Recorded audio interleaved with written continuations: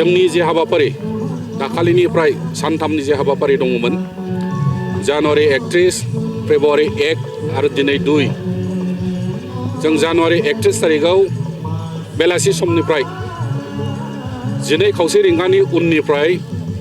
Opening ceremony हिसाबै जोंनि माजबाद समस्तिनि MLA मानगोनां सरन बर' बिथांखौ लानानै जोंनि अपेनिं सेरेमनिखौ जों जागायदोंमोन आरो दिनै फैयै फैयै गासैबो हाबाफारिफोरखौ जों मावबोजोबनानै दिनैनि तारिखआव जों दा जोबथा हाबाफारि हिसाबै क्लजिं सेरेमनि दङ। जों क्लजिं सेरेमनिखौ खालामनो थांगासिनो दङ आरो बेवहाय बिनि सिगां जोङो बर'नि देंखोनि रानि आब' सुलेखा बिथांनि नुजाथिफैनायनि देंखोनि गेजेरजों जों दा क्लजिं सेरेमनिखौ खालामगासिनो दं आरो बिनि गेजेराव जोंनि दुलाराय गुदि बाथौ आफादनि बेन्दोङाव थानाय नुजाफैनो हानाय नेपाल हादोरनि वेस्ट बेंगलनि मेघालयनि नागालेण्डनिफ्राय सौफैनो हानाय जिल्ला आफादनि दैदेनगिरि बिथांमोननिसिम जोङो साबायखर बावगोन आरो देग्लायनि सारा आसामाव थानाय जोंनि मोनफ्रोमबो जिल्ला आफादा बाहागो लानायजों दिनै सानथामनि हाबाफारिया खोब गाजा गोमजा जों जेरैबायदि सानदों बिदिनो जाफुंदों होननानै जों गनायनानै लागोन आरो बे आफादनि गेजेरजों जोङो जोंनि इयुननि जे हाबाफारिफोर दङ बेफोरखौ गुवारै सावरायनानै जों मोनसे हाबाफारियाव ज' जानो हादों जे जोंनि सावरायनो गोनां जे थान्दै मेल बे थान्दै मेलखौ एसे दोनथ'नानै बावैसो समनि गेजेराव थान्दै मेलखौ आरोबाव जोङो CWC मेल लिंनानै बेनि गेजेराव जोंहा उननि हाबाफारिखौ जों बोरै लांगोन बोरै लाङा जों लाखादोंमोनब्लाबो बेखौ गुवारै सावरायफिननांगौनि थांखि जों आजावनानै लादों आरो फैगौ बोसोराव जोंनि टार्मिनेटिं सेसन जे 3 बोसोरारि टार्मिनेटिं सेसन दङ बे सेसनखौ जोङो बिबान बादियै चिरां जिल्लायाव खुंफुंनो होननानै थांखि लादों आरो चिरां जिल्लानि बबे खन्थायाव लागोन बबे बियाबनि सिङाव लागोन बेखौ जों दिनै थिग खालामाखै जिल्ला आफादा थिग खालामनानै इयुनाव जोंनो दैथायहरगोन। बेखायनो जोंनि जि सावरायनांगौ आयदा धोरोमनि सोमोन्दै साफ्रोमबो आलासिखौ जों जायखौ खावलायदों बेखौ मोनजोबनो हादों। जों बुंनांगोन बियो जोंनि मोनसे गिदिर देरहासारनाय ग्रेन्ड साक्सेस बेखौ जों फोरमायनो हागोन। आलासि गेदेमा बिथांमोन जेरै आसाम आयेन आफादनि बुंथिगिरि BTRनि गाहाय बिथाङा बाहागो बिथांमोननिफ्राय माबाफोर बेबायदि फोसावनाय बिदि माबाफोर होदों? खोब बाख्नायथाव आसाम आयेन आफादनि बुंथिगिरि मानगोनां बिस्वजित दैमारि बिथाङा आगोलावनो जों सावरायखानाय हिसाबै दा जोंनो संकस खेराइनि नामै संकस खेराइसालियाव मडेल खेराइसालि लुफुंनो मडेल गारजासालि लुफुंनो आरो मडेल नमा न' लुफुंनो थाखाय जि खोथा होदोंमोन बे बाजेटखौ बिथाङा आगोलावनो जोंनो 5 कौटिनि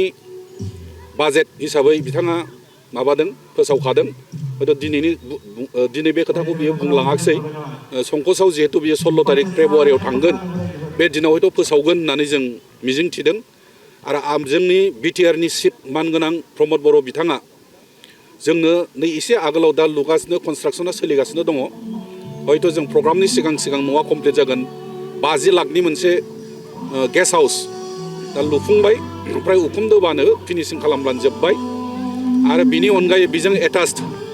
गासै 11 लाखनि टयलेट लेट्रिन उइथ वाटार टेंकि बे जिनिसाबो लुफुंजाबाय आरो बे BTCनिफ्रायनो हरनाय अपेन स्टेज बेबो फ्राय कमप्लिट जाबाय। जों प्रग्रामाव बाहायहैनो मोनगोन बेखौ जों आसा खालामदों आरो बिनि अनगायैबो मानगोनां BTCनि चिफ प्रमद बर' बिथाङा दिनै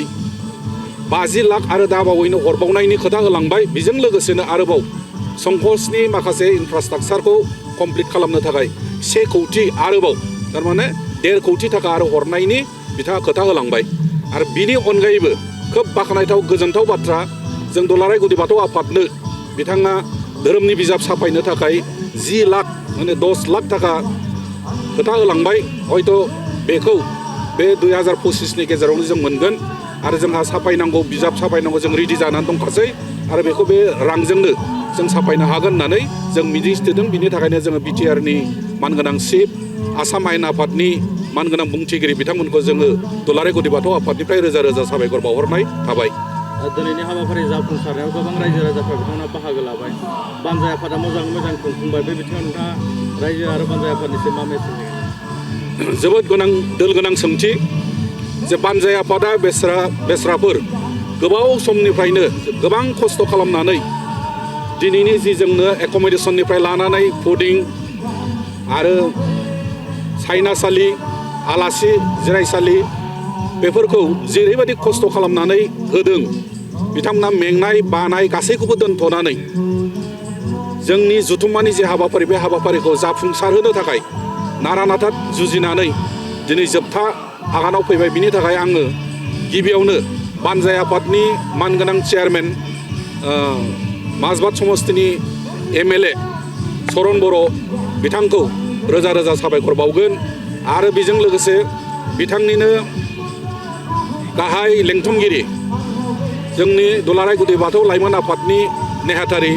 किरेन बसुमतारी बिथाङा गाहाय लेंथुमगिरिनि बिबान लानानै जेरैबायदि हाबाफारिफोरखौ डिसिप्लिन जेरै नांगौ मोनसेबो बिथिङाव खम जायाजासे